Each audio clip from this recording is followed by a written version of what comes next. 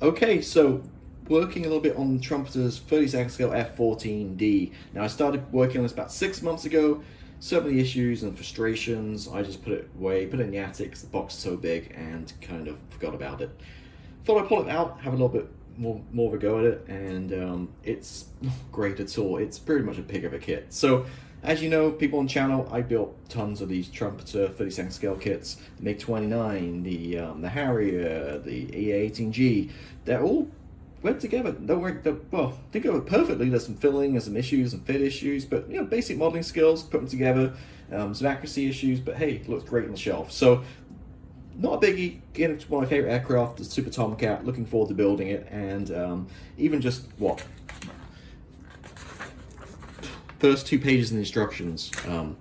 Page 1 and 2, we've got multiple problems. So let's talk about the cockpit tub. Now, I've got readout figures, and I've got the Red Fox instrument panel set. None of that affects any of the build here. I've seen other pictures of this online, and everybody has the same issues.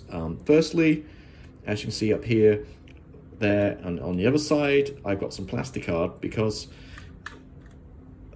there's massive gaps between the instrument panel and the side here, and you can actually see it through the glass when it's on. Now this is exactly the same as the EA-18G, had the same problem, so had to put some plastic card in and painted it to kind of blend in a little bit to fill those gaps. Second up, the HUD. Now you see, I always have problems with these guys, but it's too big. The plastic's too big. It fouls against the windshield. Now again, it's it's fit in place. It's not too high or anything. It's just 2 or 3 mil too big, so I have to cut it down, hack it away to get it in there. Next up, most importantly, if you're building this kit, the front side panels of the cockpit tub. I've left them out. There's no detail on them, but you can't have them in there because they're too big. They go above the side panel by about 2 millimeters.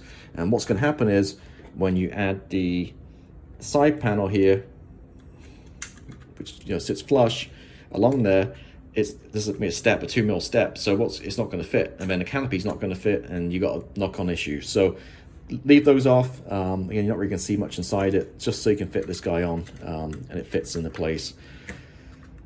So that's just for the cockpit tub, right? Not good start. Now let's move on to the engines. Again, we're writing on the first 2 pages of the instructions here. You're not going to see any of this detail, but you are going to see up the tube from the exhaust nozzle and maybe the fan blade down the intakes. So normally you'd have 2 parts of an engine go together, no problem at all. Here you've got 1, 2, 3, 4, 5 parts. As you can see here, 5 parts making up the tube, and basically you got gnarly seam lines. So you see I'm trying to take care of some here, put some glue down, need to sand it back. So you've got a couple there, and you can have 2 more seam lines when this one gets added, once the fan blades are in. And yeah, it's not good because again, you can see down that it's big, you can see down it, and you're gonna have these nasty seam lines to take care of with this, textured kind of wall on the inside here.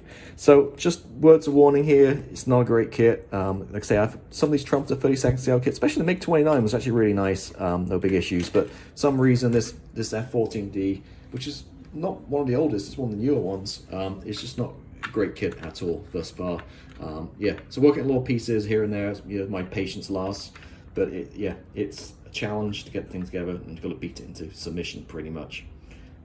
There you go, just a quick little video, just kind of show you some of these issues with this kit. Again, it's not just me. I looked online and people having pictures and videos, and people have the exact same issues as me.